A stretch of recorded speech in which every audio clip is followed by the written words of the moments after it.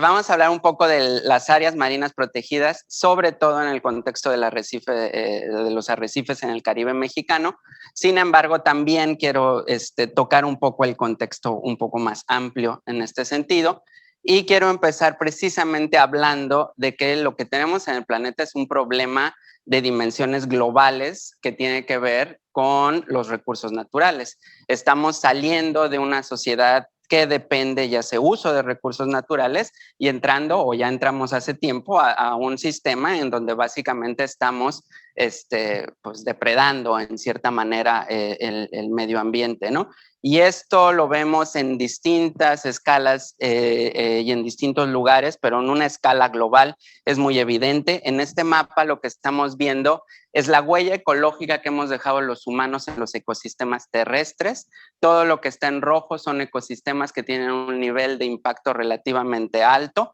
Los ecosistemas las partes que ven en verde son ecosistemas más prístinos en cierto modo y básicamente pueden ver que estamos hablando de las partes boreales y de tundra de Canadá y Rusia, un poco del Amazonas, pero está muy fragmentado, un poco del desierto del Sahara y algunas otras regiones aisladas, pero en términos generales en la Tierra la huella ecológica humana es muy marcada. Si nosotros nos movemos al ver lo que está pasando en los océanos, la historia es bastante similar. De nuevo en este mapa, lo que estamos viendo es en naranjas y rojos, áreas del océano bastante impactadas o bastante en riesgo por actividades humanas o amenazas que dependen de actividades humanas como el cambio climático, la contaminación, la pesca, los efectos negativos que llegan de las costas como la eutrofización, ¿no? Entonces, básicamente lo que vemos en estas imágenes es que tenemos un problema muy serio en cuestiones ambientales y por eso los que vieron la Gaceta de la UNAM no se sorprenderán que hace unas semanas es lo que nos están diciendo y es lo que repetidas ocasiones se está recibiendo. Hay un problema muy serio que está afectando no solamente ecosistemas, no solamente especies, sino los servicios ecosistémicos y los bienes que nosotros estamos recibiendo de eso. Si lo queremos ver en los arrecifes, mira, ahí ya se retrasó. ¿Viste? A ver, ahí está. Si lo queremos ver con los arrecifes, que es de lo más que vamos a estar hablando, esta es la tendencia para los últimos 40 o 50 años en la cobertura de coral. Los corales son el indicador más importante que tenemos en los sistemas arrecifales porque son básicamente las especies que se encargan de construir la heterogeneidad que tenemos en el sistema y lo que hemos visto es un 80% de pérdida. La gráfica llega hasta el 2002, pero si nosotros o de hecho lo hemos hecho en el laboratorio, hemos seguido qué ha estado pasando y en términos generales es exactamente lo mismo. Seguimos con valores muy bajos comparado a los históricos de cobertura coralina. Si lo queremos ver en una foto, o en unas fotos, este es el mismo arrecife en los Cayos de Florida, 1975, 2014, 40 años después, podemos ver el cambio y la magnitud de la degradación que estamos hablando en escalas ecológicas. Una caricatura,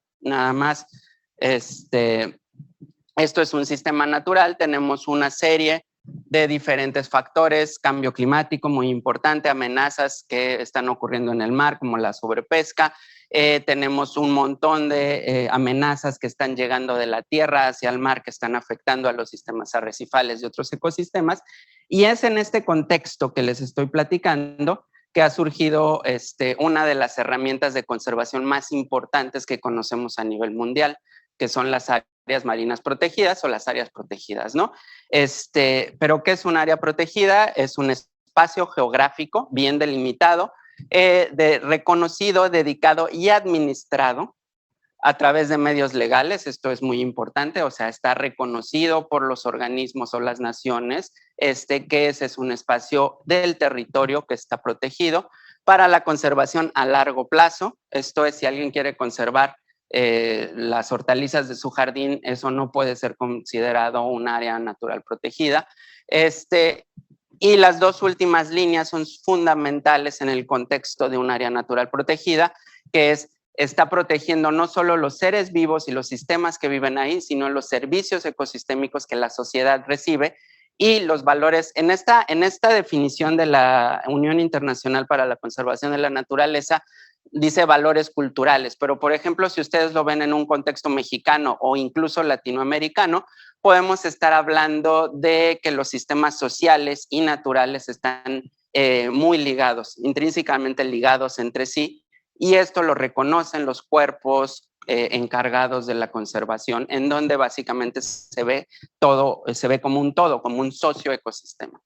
Les digo, las áreas protegidas es una de las estrategias que más se está utilizando en el planeta. Esta gráfica que están viendo allá abajo, no sé si se alcanza a ver, es chiquita y los colores no son muy nítidos, pero bueno, lo único es una tendencia entre 1960 a 2020 y lo único que quiero que vean es la línea roja que nos está mostrando la cantidad de área protegida en los océanos de nuestro planeta, cómo ha subido exponencialmente hacia las últimas, con el inicio del milenio. Estamos protegiendo mucho más el territorio. Hay mucha gente que va a argumentar que no es necesario. De hecho, hay muchos compromisos internacionales para continuar aumentando el área protegida que tenemos. Pero la realidad es que está subiendo muchísimo. Lo estamos usando mucho, esta herramienta. En ese mapa de allá abajo, que esto sí creo que lo debí haber puesto en una diapositiva más grande, pero bueno, lo que estamos viendo son la red de áreas naturales protegidas de todo el planeta. Todo lo que ven en verde, amarillo, rojo y naranja son las áreas terrestres. Aquí quiero que vean una cosa para empezar. En los continentes, traten de identificar los colores naranjas y rojos. Súper difícil. Colores naranjas y rojo quieren decir áreas que se decretaron en 2018, 2019, 2017. Colores verdes quieren decir áreas que ya existían en 2010. ¿Qué nos está diciendo aquí? Que en las porciones terrestres no se ha podido avanzar mucho más en lo que estamos protegiendo. ¿Por qué? Porque pues da la casualidad que los seres humanos vivimos en la Tierra y entonces los conflictos y los retos para decretar un área protegida en la Tierra son mucho más grandes de los conflictos o retos que tenemos en las partes marinas. En tonos azules tenemos todas las áreas marinas protegidas que estaban decretadas 2010, 2011 o antes. Todos los tonos morados son las áreas protegidas que se decretaron 2017, 2018, 2019. ¿Las pueden ver? Aquí con auditorio se ve que me dicen que sí.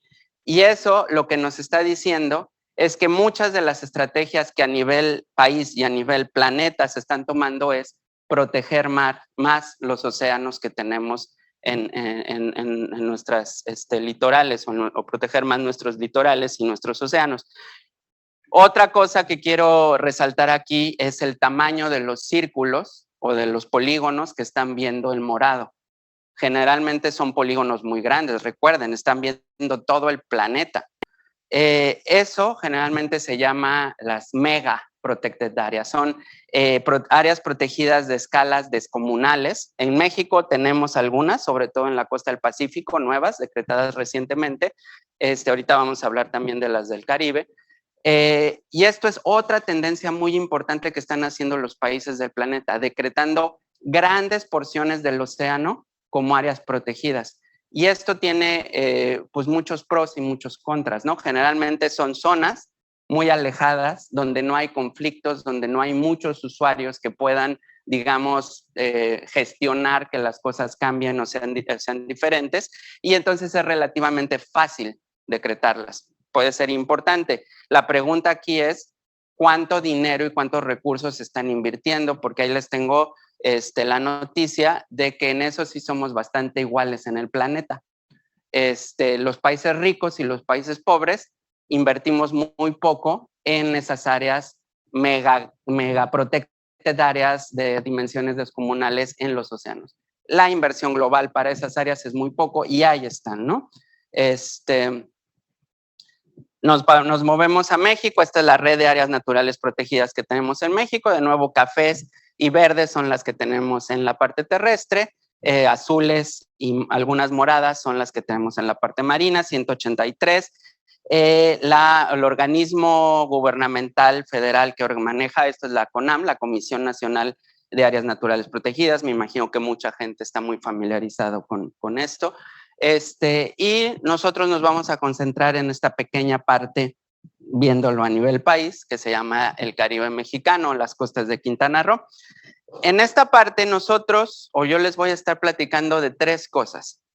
Primero, diseño y manejo de las áreas marinas o de las áreas protegidas en esta zona.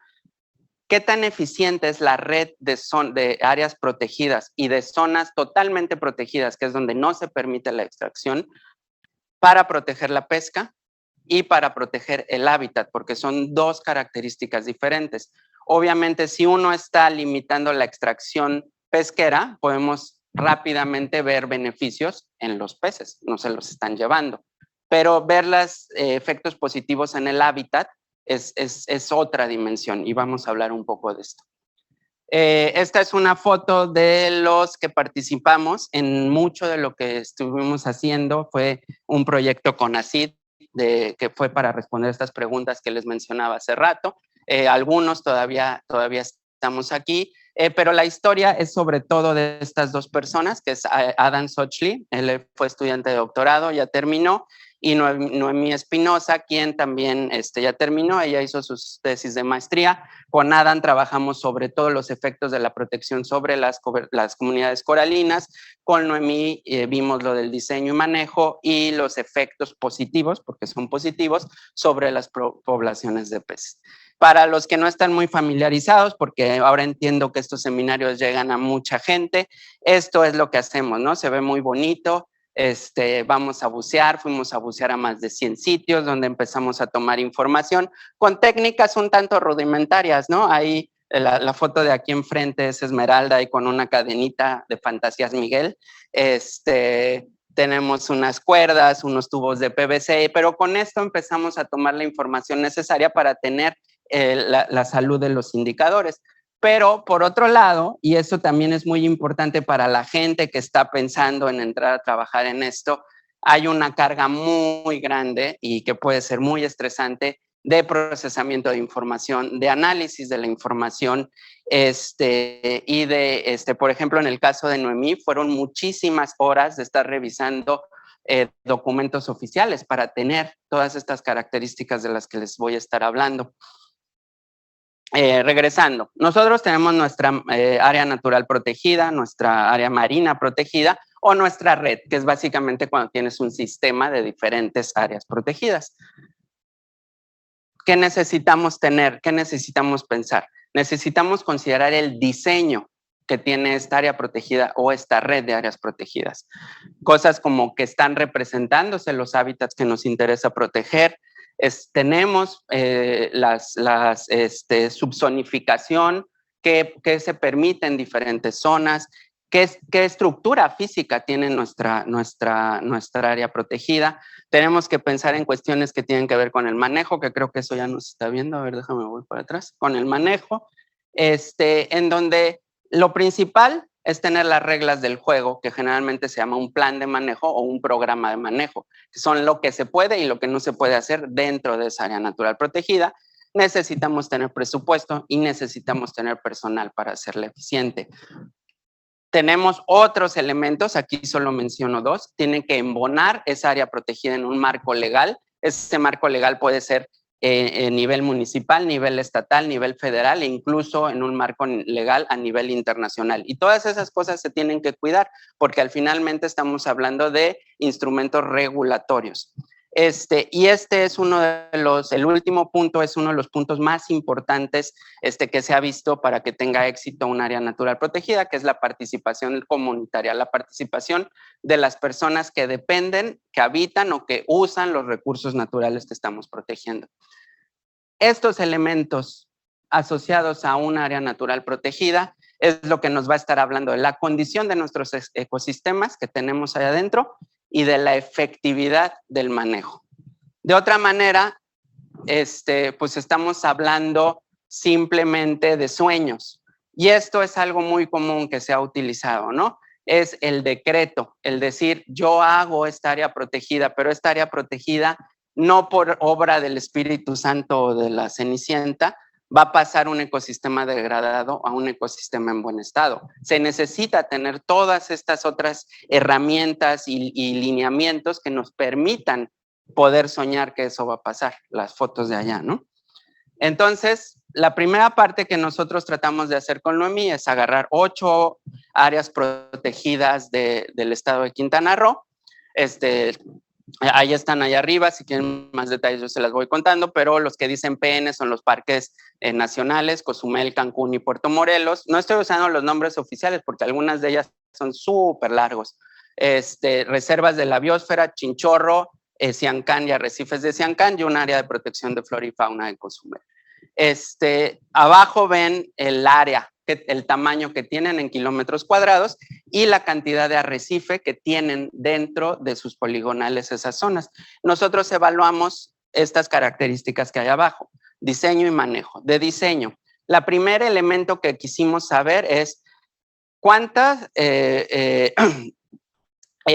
tamaño en porcentaje al total de las zonas de no pesca, de las zonas totalmente protegidas, donde no se extrae nada, y eso es lo que vimos. En verde son donde es un alto porcentaje del área total de la ANP está completamente protegido. Por ejemplo, en Cancún el 78% del Parque Nacional Arrecifes de Cancún es una zona de no pesca.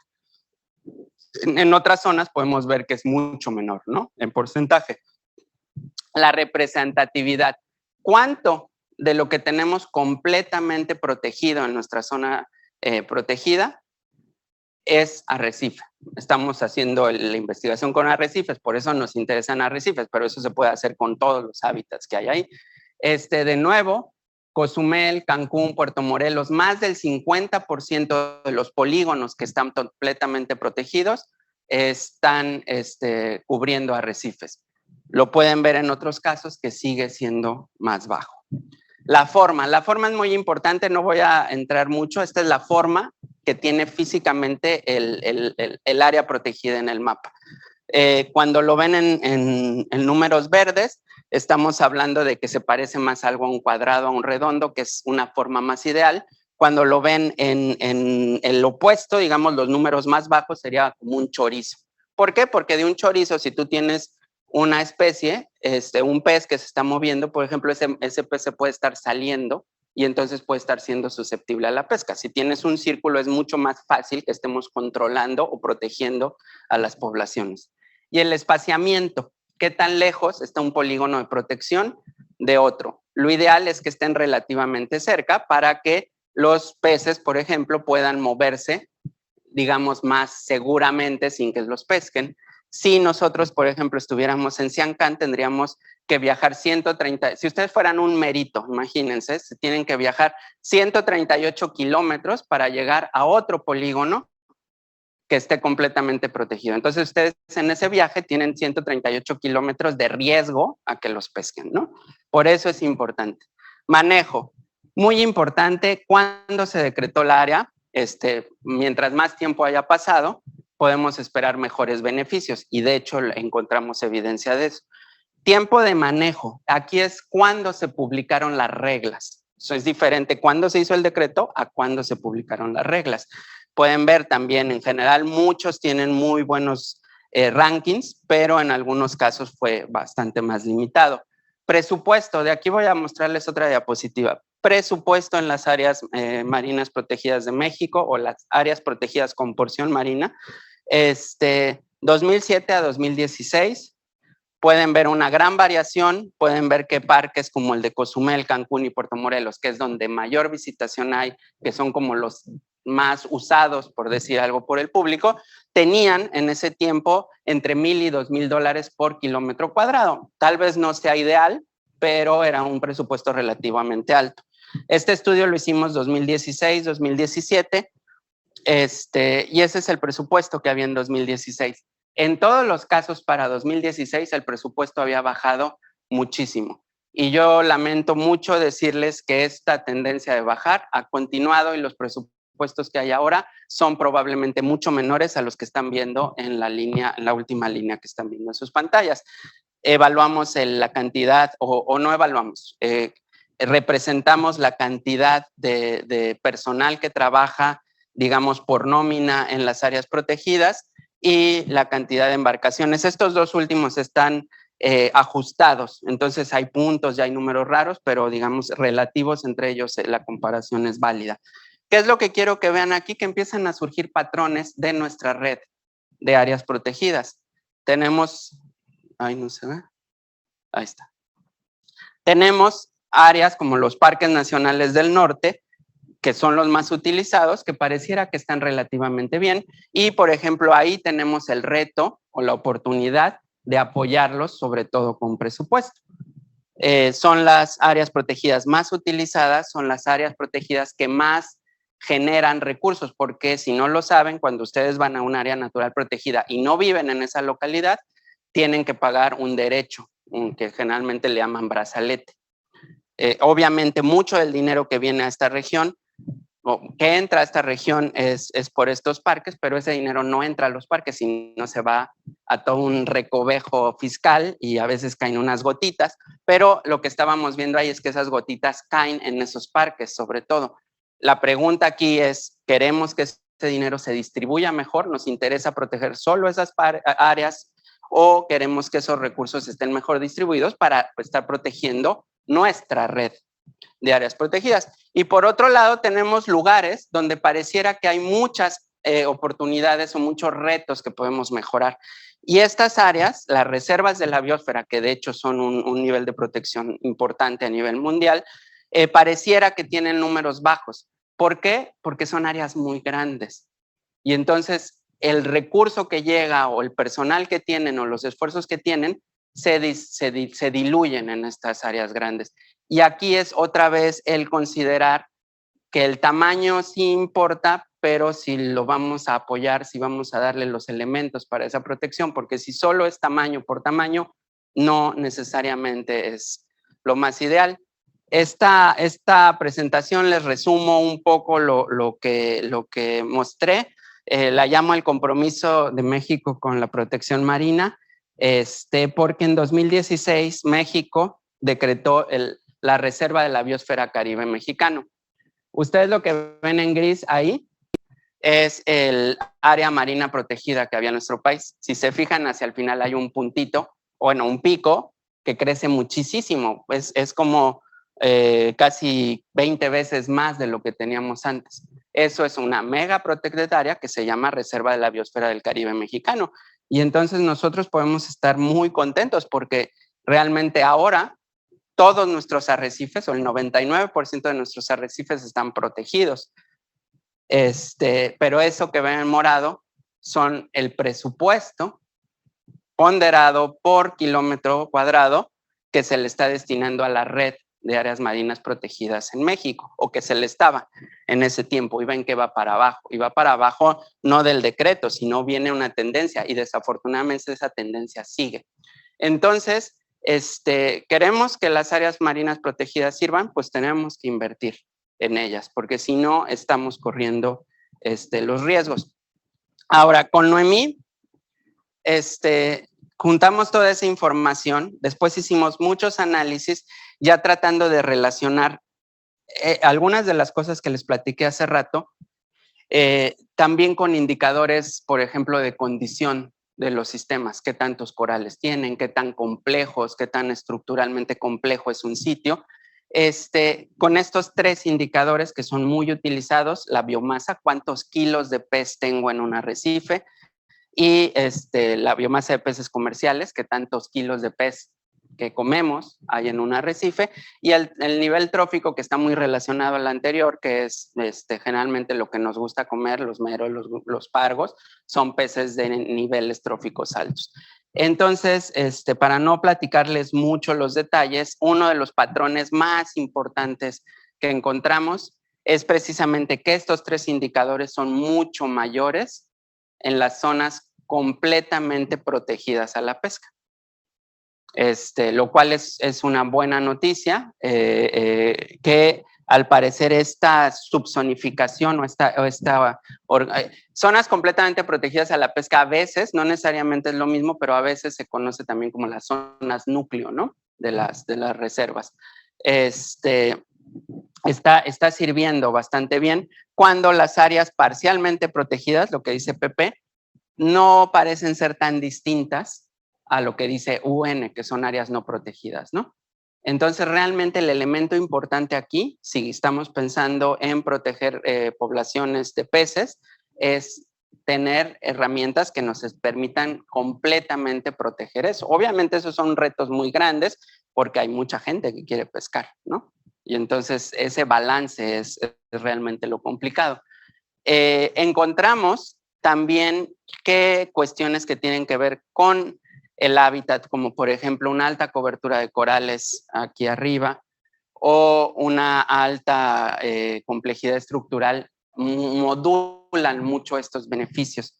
Y entonces la conclusión un poco que llegamos con la investigación de Noemí es que las áreas completamente protegidas por mucho exceden los beneficios de otras subzonificaciones dentro de las áreas protegidas. Pero si realmente queremos magnificar estos beneficios, estas áreas completamente protegidas tienen que estar puestas en arrecifes que estén en muy buen estado, con alta cobertura de coral o una alta complejidad estructural, porque esos dos elementos juntos es lo que va a de alguna manera magnificar los efectos que tengamos. Y ahora nos movemos a la otra parte, a lo que estuvimos viendo con Adam. Perdón que no cambia otra vez. Ahí está. Les decía hace rato, los corales son el elemento más importante que tenemos en un arrecife de coral. Son los que están construyendo el ecosistema propiamente. Y entonces nos interesa saber si las áreas protegidas están conservando o modulando de alguna manera la cantidad de corales que tenemos en un arrecife. Les decía hace rato, la respuesta a esto no es tan directa, no son peces, no es algo que estemos consumiendo directamente, pero hay dos posibles mecanismos, puede haber más, pero estos son los más comunes. Directamente un área natural protegida también va a estar controlando un montón de otras acciones que están dañando el ecosistema, como un snorkeleador parándose sobre los corales vivos, pesca destructiva, que no necesariamente tienen que ser dinamitas en los arrecifes como vemos en las películas, que es cierto, en ciertas zonas de Indonesia, Asia, o los anclajes, que son elementos que pasan muy seguido en zonas muy turísticas, ¿no? Pero también tenemos efectos indirectos, que es nosotros, por ejemplo, al estar protegiendo las poblaciones de ciertos peces, vamos a estar protegiendo lo que esos peces hacen en el ecosistema y eso puede ayudarnos. Algunos peces depredadores, aquí no tenemos esa estrella que se llama Acanthaster plancy, pero es en el Pacífico, en todo el Indo-Pacífico hay, y en algunos lados es un gran problema porque come corales, ¿no? Y cuando explota, a veces por eutrofización, o sea, un exceso de nutrientes, empieza a ser un problema muy severo.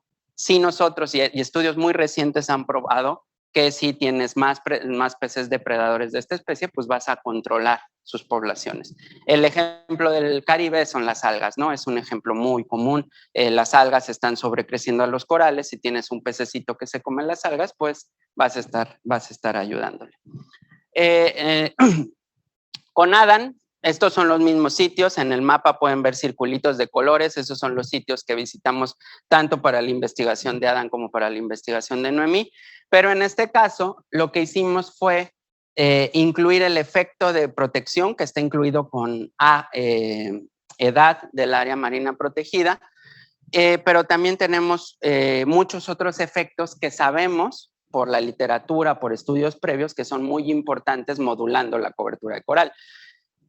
Los últimos que están en esta gráfica son los que tienen que ver con presiones que se están originando en la tierra, desarrollo costero, contaminación, eutrofización. La gráfica es muy fácil de entender, lo que están del lado verde son efectos positivos, o sea, si tenemos de eso, va a haber más corales, lo que está del lado rojo son efectos negativos, si tenemos de eso, va a haber menos corales, en términos muy, muy, muy sencillos.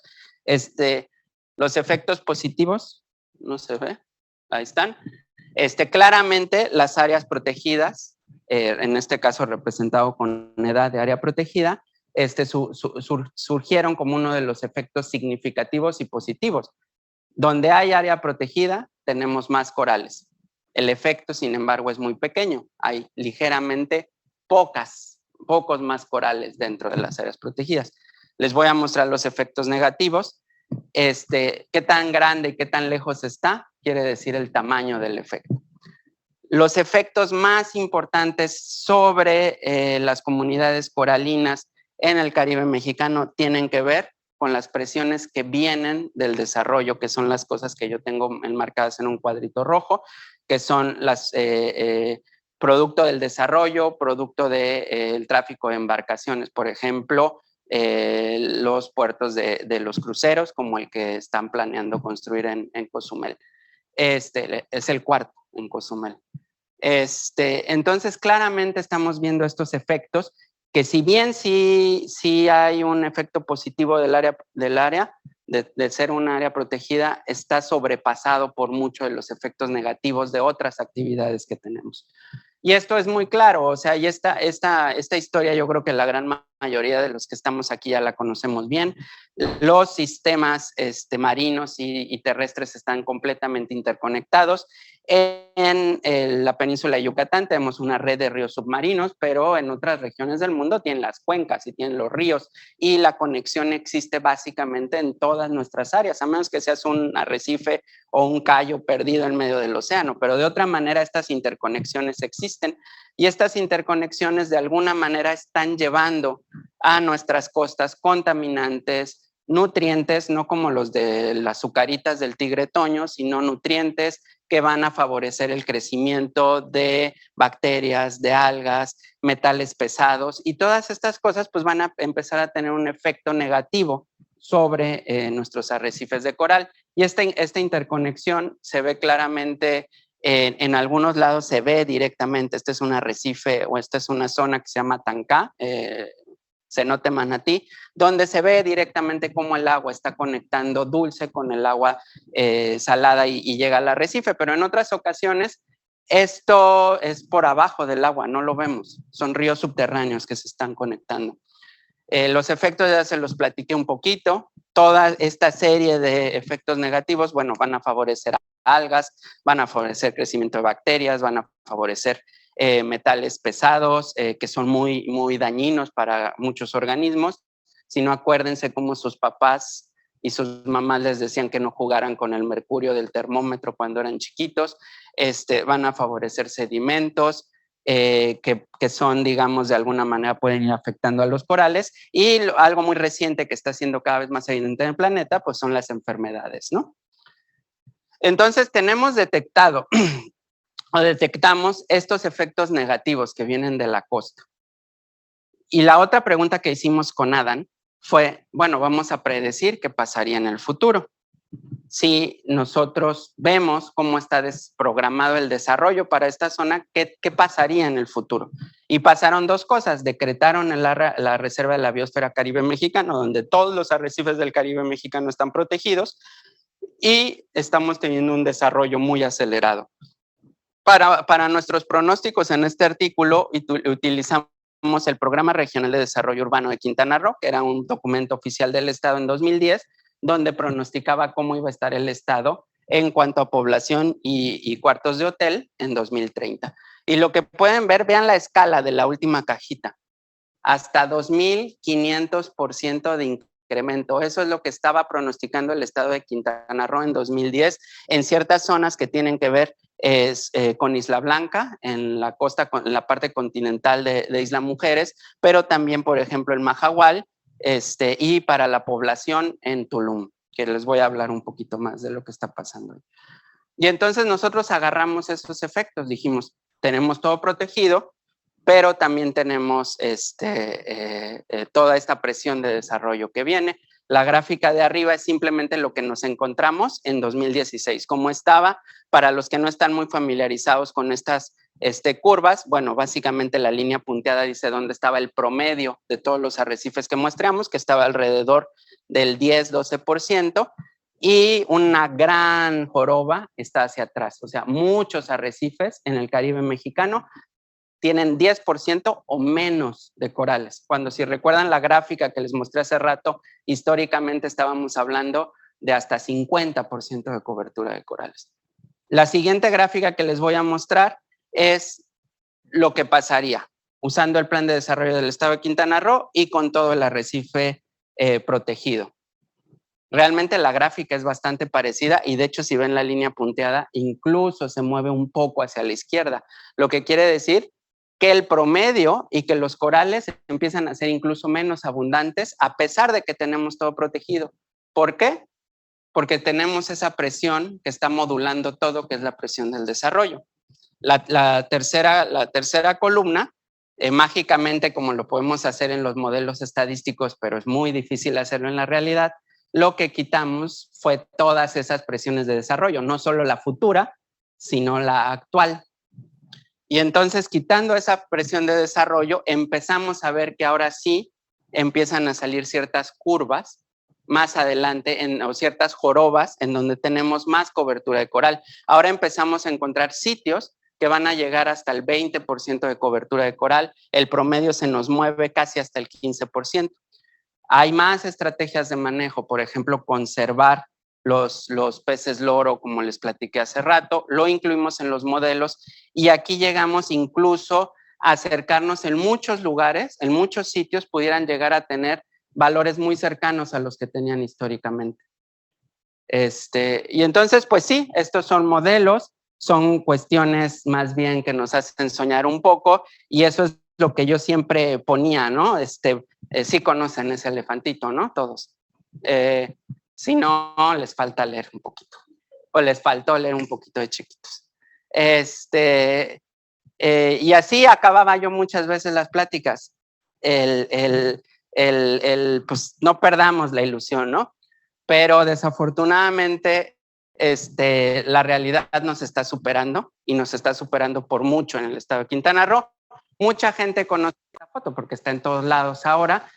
Para los que no lo conocen, es el trazo del Tren Maya, que se hizo una gran cosa y creo que hasta el papá Peluche sale ahora protestando contra esto, lo cual es perfecto.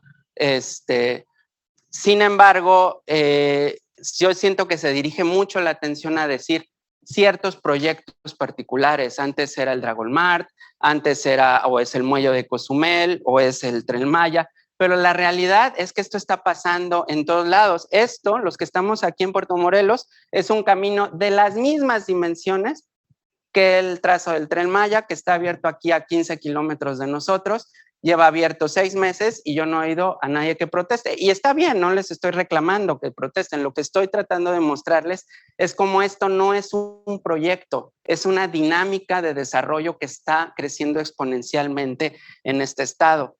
Estos son residenciales, fraccionamientos loteados en medio de la península de Yucatán. Están generando ciudades. Cuando vuelen en las líneas aéreas, en las revistas les van a vender estos lotes. Y hay mucha gente que está vendiendo estos lotes. La presión de desarrollo está creciendo exponencialmente en Quintana Roo. Esta es un vecino mío que tiraron un árbol que tendría casi 3,5 metros de diámetro. A mí me dolió y entonces pues yo digo, pues lo único que puedo hacer es hablar de eso, ¿no? ¿Y qué es lo que pasó con ese árbol? Pues que tuvo la mala idea de hace 200 o 300 años germinar, en donde ahora a un señor que probablemente sea muy buena persona, pero quería hacer una casa con su palmera frente, que es lo que mucha gente sueña, ¿no? Eso no tiene nada que ver con el Tren Maya, eso no tiene nada que ver con muchas otras cosas. Es una dinámica de desarrollo que está pasando. Y el problema es que esto está pasando por 10,000 o por 20,000 veces en este mismo momento en la península de Yucatán. La realidad nos superó también con los planes de desarrollo. Este es el plan de desarrollo de Puerto Morelos, donde los que lo conocen bien, pues tengo que usar esto aunque no me sale, pero esto es lo que existe hoy en día y todo lo que está en verde es lo que el municipio hace un par de años quería que fuera. Está detenido, pero eso no quiere decir que no va a pasar. ya conocemos muchas las cosas. Nos separó la realidad porque la tala ilegal de manglar, la tala ilegal de selva sigue pasando y eso no está en ningún plan de desarrollo. Y ya voy a acabar, no sé si ya me estoy pasando, ya lo estoy aburriendo, pero ya casi acabamos. Esto es Tulum, este pueblito, los que no lo conocen. 1996, ¿por qué 1996? Yo tuve la suerte de cuidar tortugas ahí, en la reserva de Siancán, que es aquí abajo. En esa época, Tulum era un pueblo carretero. De hecho, no está aquí, pero a Fernando Negrete a veces lo veíamos, y creo que sí era él, estoy casi seguro, porque ellos tienen su proyecto ahí en Puntal, ¿no? Desde entonces y desde antes, Pati y Enrique. Así era 1996, así tuve la fortuna de conocerlo yo, así es 2021. Está explotando. Les recuerdo la gráfica de Adán, que es la que tienen en la esquina superior izquierda, porque eso que está hoy en día es lo que está asociado con lo que encontramos con Adán. Eso, no es el futuro, no es el pasado, es eso. Que nosotros tengamos una ciudad de ese tamaño, sea cual sea, es lo que nos está explicando que tengamos muy pocos corales en esa zona. Ahora, ¿qué va a pasar en Tulum? Ese es el trazo del Tren Maya, por lo menos hasta donde entiendo esa no se va a modificar. Ese es el aeropuerto de Tulum, que también está pronosticado hacerlo. Ahí abajo es unas nuevas ciudades que están generando hacia la costa, entre el pueblo y la costa. De hecho, muchos de ustedes, si quieren, yo creo que todavía encuentran algunos departamentos a buen precio ahí, porque hay muchísimos, ¿no? Y lo digo de broma, pero es lo que mucha gente quiere hacer y no ligan esta cuestión de lo que está pasando en el medio natural con la oportunidad de vivir en una casita muy mona, ¿no? Y estos son los caminos que están más hacia alegados, más cercanos a la reserva de la biosfera de Siancán. Esos están, no los estoy inventando, tal vez no se ven ahí, pero ya están dibujados. Y los caminos, pues no los hacen nada más para ayudar al jaguar a llegar más rápido a la costa, ¿no? O sea, esos caminos están hechos por algo y eso algo se llama desarrollo. Y entonces veamos esta foto que tenemos hoy en día aquí y pensemos qué va a pasar con los arrecifes y sobre todo los invito a pensar, justo me lo eché a perder ahí, qué va a ser nuestro superhéroe, ¿no? O sea, nuestro superhéroe que está protegiendo nuestros arrecifes, que se encarga de gestionarlos, que se encarga de manejarlos, al que todavía tenemos que apoyar porque ya está medio débil, ¿qué va a hacer frente a todo esto? Y ese es el reto real que tenemos en la península de Yucatán. Las áreas marinas protegidas son un elemento muy importante, pero no son el único elemento que tenemos. Este es un artículo que acaba de salir, me gustó mucho la manera en que lo presentan, pero realmente hay mucha literatura y muchos esfuerzos que hablan de estos temas, no es el único. Básicamente reconoce que estamos por abajo de la línea de lo ideal, ya nos pasamos, o sea, eso de que el futuro puede ya estamos por abajo, ya estamos viviendo el futuro y hay gente y recursos naturales que están muy afectados por esto. Pero nosotros podemos seguir con el business as usual, que es hacer lo mismo, que básicamente es continuar con esto. Eso es el futuro si seguimos haciendo exactamente lo mismo. Y por otro lado, tenemos el camino que sube, ¿no? El camino en donde empezamos a hacer las cosas diferentes y empezamos a encontrar soluciones o empezamos a obtener respuestas diferentes.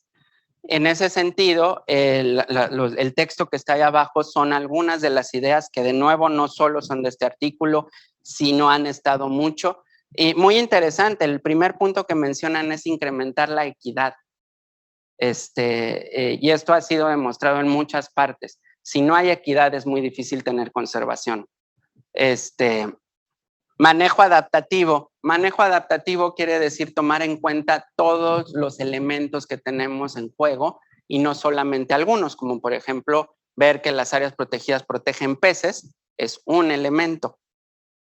Tomar en cuenta mucho de lo que les platiqué y muchos otros elementos que están pasando como cambio climático, como otras presiones, como otros sectores sociales, eso es manejo adaptativo. O manejo basado en ecosistemas, perdón. Tenemos que tener, y esto es un reto muy importante para los científicos y para los manejadores, tenemos que tener acceso a los datos y al expertise, a las capacidades. Y esto no es mandarle nuestro paper a un manejador para que a ver qué hace con él, ¿no? O sea, estos vínculos se tienen que construir y es muy importante construir estos vínculos y generarlos. Necesitamos tener este ímpetu social por la conservación que se traduce, por ejemplo, ahora con el Tren Maya, estos grupos que están levantando la voz no porque sean de un partido o de otro, sino simplemente porque están viendo que está pasando algo con lo que no están de acuerdo. Y eso se ha demostrado en múltiples ocasiones que es muy importante. Por ejemplo, el cuarto muelle que se está haciendo para cruceros en Cozumel, si has podido ser detenido de alguna manera, ha sido por la presión social que se está ejerciendo en ese lugar. Necesitamos tener transparencia y toma de decisiones informada. Esto es fundamental para todo lo que está pasando en nuestro país, ¿no? Incentivos y desincentivos para la conservación. Y creo que esto es la conclusión, no son las áreas naturales protegidas, ellas son transversales a muchos de estos elementos que tenemos aquí, sino es verlo todo como un todo, como un gran concepto para poder salir de las primeras diapositivas que les presentaba. Ya nada más termino agradeciendo muchísimo a todos los integrantes del laboratorio. Mucha de esto fue trabajo de Noemí y Adán, como les mencionaba, pero con todos ha sido una contribución muy importante hacia todo lo que les he estado platicando. Gracias. Gracias, doctor, por poner esta perspectiva donde pues hay que incluir los planes de desarrollo, la dinámica de desarrollo. Muchas gracias, doctor. Pasamos a esta sesión de preguntas y respuestas. Recuerden que como estamos en esta sesión híbrida o esta dinámica híbrida, pues bueno, tenemos justo que ver ambas partes, así que yo sugiero, doctor, que comencemos por los de casa. No sé si alguien que esté ahí en el auditorio de la unidad tenga alguna pregunta. Gustavo, si por favor podrías apoyarnos con eso. Sí, no, por el momento no hay ninguna pregunta. Ah, por aquí ya hay una pregunta. Sí, por favor. Gracias, Lorenzo. Mi pregunta sería, en tu experiencia, ¿cómo has hecho la aproximación con los sectores que toman más decisiones directamente, justo para aproximar los resultados de investigación ahí? Porque como dices, no es solo de, ay, bueno, ya está el paper y léelo, ¿no? O sea, ¿cómo crees que debe ser esa aproximación? Gracias, Ana. Estaba pensando si decirlo en la presentación o no. Primero, la relación, pues es como todas las relaciones en la vida, se construyen, ¿no? Y tú lo sabes bien, mucho del trabajo que tenemos con la CONAM ha sido un trabajo que yo trabajé en la CONAM en 2005, ¿no? Y desde entonces ha habido esta colaboración. Entonces yo creo que esto es fundamental, construir la relación. No es como que haya una receta secreta para que lleguemos, ¿no? La relación se va construyendo y como en cualquier relación hay necesidades por las dos partes y las partes se tienen que entender y pues si acabas de hacerte novio de alguien, pues igual es más difícil que congenien que si ya llevas tiempo, ¿no? La otra cosa que les iba a platicar es que precisamente la gráfica que llamé el compromiso de las áreas marinas protegidas del presupuesto, esa plática, esa misma diapositiva fue cuando yo acabé una plática que tuve la oportunidad de ver en un foro en la Cámara de Senadores, ¿no? Pues ahí están los que toman las decisiones de veras. Y cuando acabé, la senadora que estaba llevando la mesa me dijo, muchas gracias, tomamos en cuenta tu mensaje, y lo vamos a tomar en cuenta, ¿no? Necesitamos apoyar a las áreas marinas protegidas. Y uno sale así como gorrión, ¿no? De ahí, ¿no? Pues, o sea, y pues la realidad es que 4 años después, pues el presupuesto sigue estando muy poco. Entonces, pues es una batalla día con día y hay veces que se gana, hay veces que transmites, pero no hay, o sea, en mi opinión no hay recetas secretas, ¿no? No hay truquipollo aquí. La doctora Tomé tiene otra pregunta por acá. Gracias, Lorenzo. Mi pregunta es si las áreas marinas protegidas sí generan un beneficio para conservar o al menos retrasar, ¿no? el deterioro de los ecosistemas. Sin embargo, por otro lado, tienes como este incremento de la presión de los humanos, ¿no? Pero de todos modos siguen teniendo un beneficio. O sea, ¿tú dirías que siguen valiendo la pena? Sí, definitivamente siguen valiendo la pena. Imagínenselo como dos trenes que se enfrentan, ¿no? Uno es muy grande y uno es muy chiquito. Pues el grande va a empezar a mover al chiquito, ¿no? Pero si tú quitas al chiquito, pues va a ir más rápido el grande, ¿no? Entonces ahí va a haber un beneficio, y el beneficio de que existan, de nuevo, hago el énfasis en donde yo hablé de dos cosas, los corales y los peces. Un área natural protegida tiene muchos otros elementos con los que juega. Por ejemplo, es fundamental en la parte social. Las áreas marinas protegidas llevan desde su origen, al igual que CONABIO, la Comisión Nacional para el Uso y Conocimiento de la Biodiversidad, trabajando mucho con la parte social en la definición de lo que son, ¿no? Y es el reconocimiento de que los recursos naturales en nuestro país están vinculados, ¿no? Entonces ahí también tienen un papel importantísimo. Ok. Tenemos dos preguntas por acá, no sé si quieras intercalar o... ¿Te parece si intercalamos y ahorita regresamos para allá? Tenemos aquí una pregunta en el chat. Ignacio, si hay alguna manita levantada, por favor avísame. Carmen León pregunta, doctor, primero le agradece por su ponencia y pregunta, ¿qué enfermedades pueden sufrir las comunidades arrecifales debido al impacto en el ecosistema? ¿Y estas enfermedades podrían causar algún problema en el ser humano?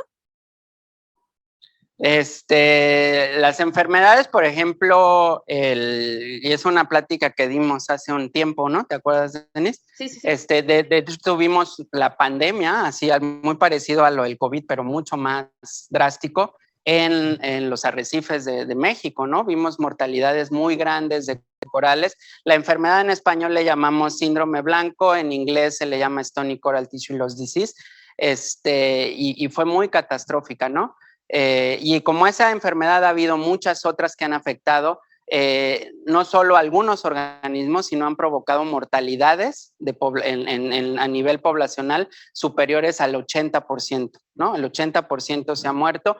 En algunos casos están directamente relacionadas a actividad humana, y en otros casos simplemente favorecen el que la enfermedad avance más rápido. De hecho, una investigación que estamos haciendo en el laboratorio, que ojalá se publique pronto, es lo que está diciendo, ¿no? El síndrome blanco no es que haya sido generado por los humanos, pero donde está en situaciones de estrés por la actividad humana, avanzó muchísimo más rápido. Del otro lado, o sea, de que si los corales enfermos nos contagian a nosotros, pues no ha pasado, ¿no? Yo no me he contagiado de síndrome blanco, pero pudiera pasar. Claro, ok. Gracias, doctor.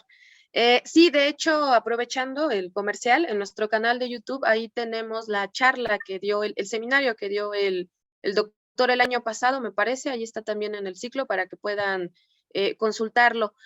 Vamos con una manita levantada. María Guerrero, ¿me ayudas, Ignacio, por favor, a darle el micrófono?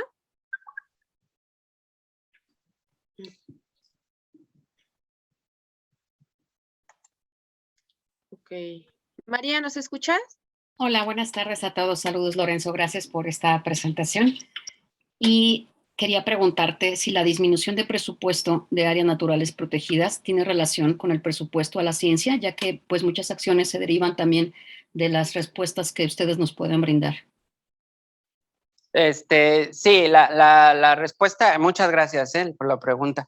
La respuesta que yo te puedo dar es que sí, hemos visto que hay cuestiones en la ciencia que han venido disminuyendo. Los apoyos ya han, digamos, sido, que tengan relación uno con el otro, ahí sí no lo sé yo, ¿no? Lo que hemos visto es que van un poco de la mano, y del otro lado también es 100% vinculado, ¿no? En el momento que empiezas a ver que hay más apoyo, por ejemplo, para la investigación aplicada o a la investigación que está generando el conocimiento, pues vas a empezar a retroalimentar a las áreas marinas protegidas con mejor información, con información más detallada y con información de más calidad, ¿no? Entonces sí existen los vínculos, pero no sé si la relación que genera estas disminuciones, de qué tipo sea.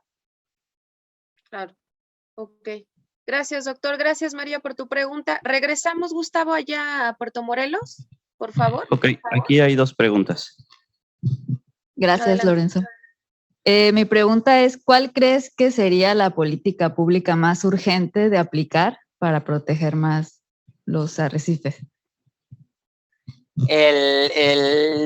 Acabando con o sea, agarrando las últimas diapositivas que di, yo creo que particularmente en el estado de Quintana Roo tiene que ver con reducir, por lo menos reducir la inercia que tiene este desarrollo que estamos viendo. Eso es definitivo. Si no lo logramos controlar, va a ser muy difícil salvar algunas cosas, muy, muy difícil, porque lo que estamos viendo es que está ocurriendo a una velocidad completamente desenfrenada, ¿no? Y no es un elemento, no es un actor el que lo esté haciendo, ¿no? Es muchísima gente, es muchísimos intereses que están en juego. Entonces tiene que haber esta voluntad de hacerlo, ¿no?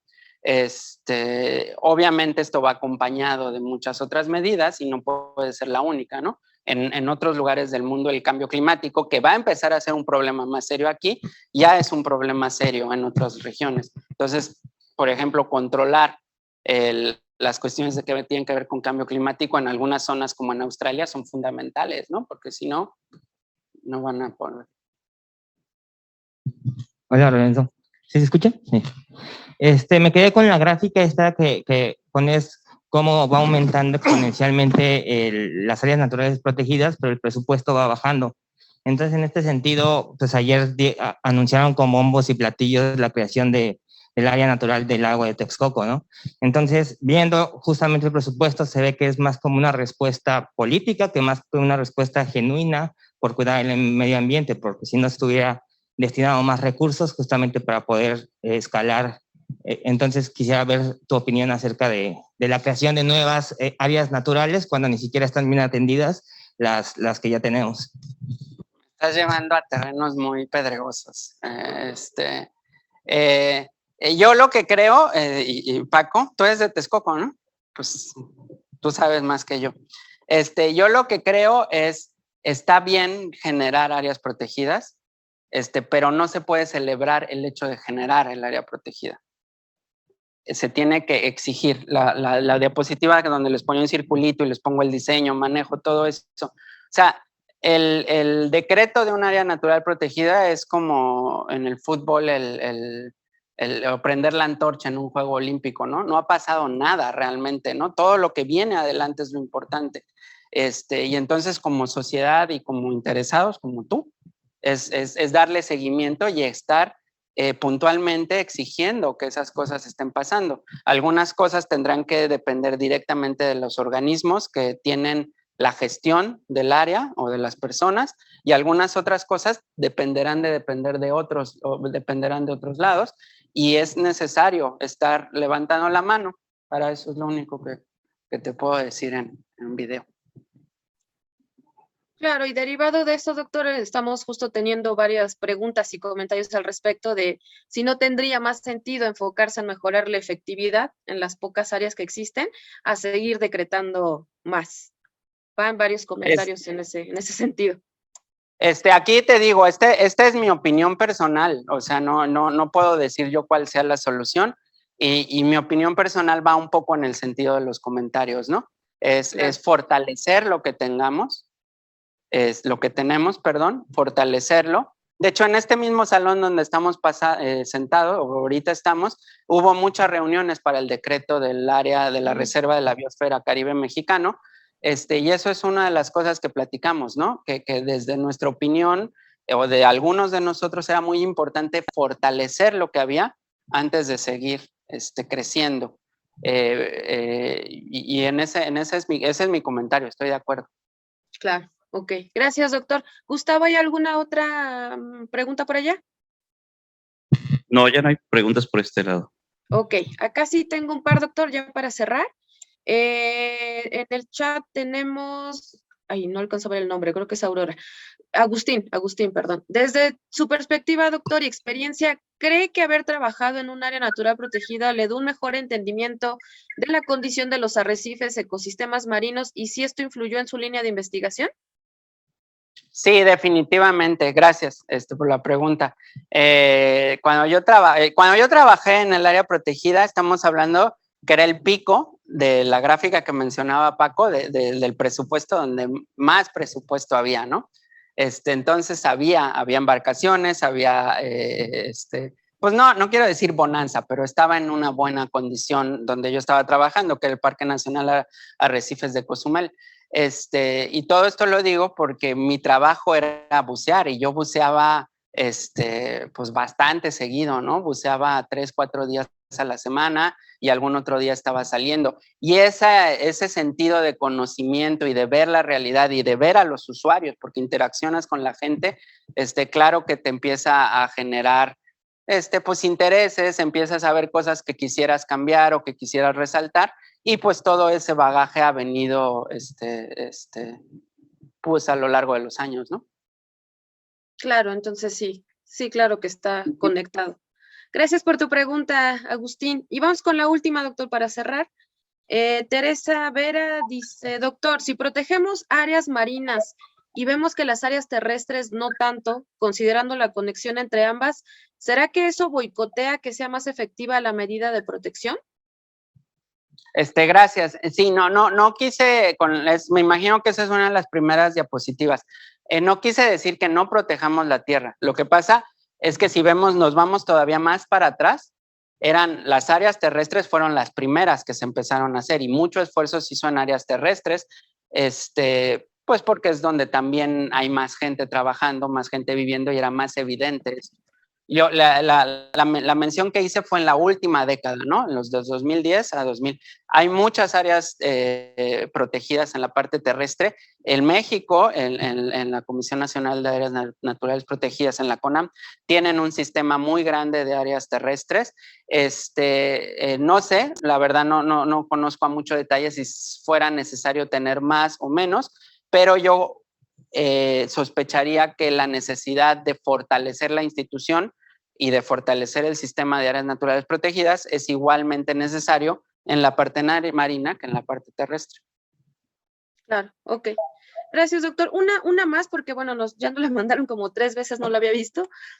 Vanessa dice, bueno, quizá esto a lo mejor no está tan involucrado en su campo, doctor, sería más justo por esta situación de qué opina. Dice Vanessa, mucho se ha hablado sobre la posibilidad de que el dinero recaudado por las áreas naturales protegidas regrese a la CONAM. ¿Sería clave que esto llegara a suceder? ¿Propuestas para lograrlo? Pues sí, ahí sí me agarran de cojito, porque, bueno, ahí hay que conocer muy bien cómo funciona el sistema fiscal mexicano, porque al final de cuentas, ese brazalete o ese derecho no se le paga a la CONAM, o sea, la CONAM no ve ese dinero entra por pago de derechos al sistema fiscal mexicano, que como lo sabrán es muy grande y muy complejo. Y de ahí es más bien pues gente que sepa muy bien del tema cómo regresarlo. Yo lo que pienso, y lo dije y lo vuelvo a reiterar, es que estoy 100% de acuerdo y convencido de que ese dinero necesita regresar a las áreas. Sin embargo, hay una polémica que muchas veces se dice, y yo lo veo aquí en Puerto Morelos porque es un parque que mete dinero. Dice, todo ese dinero necesita regresar a nosotros. Y yo ahí no estoy tan de acuerdo. Yo creo que ese dinero necesita repartirse en la red, porque hay áreas naturales protegidas que no generan recursos, que no tienen una visitación. Y si nosotros vamos a ligar la visitación con el uso, pues más bien vamos a hacer parques de diversiones y no estar protegiendo el capital natural del país. Claro, y necesitamos también un especialista en administración pública para que justo nos explique todo ese proceso, doctor. Pues con eso cerramos. Se nos queda un par de preguntas, pero bueno, creo que están más enfocadas con esto de la administración pública. ¿Alguna cuestión más que quisiera agregar, doctor, para dar por finalizada esta sesión? No, pues yo agradecerles mucho y pues espero que les hayan interesado. Cualquier cosa estamos en contacto y seguimos.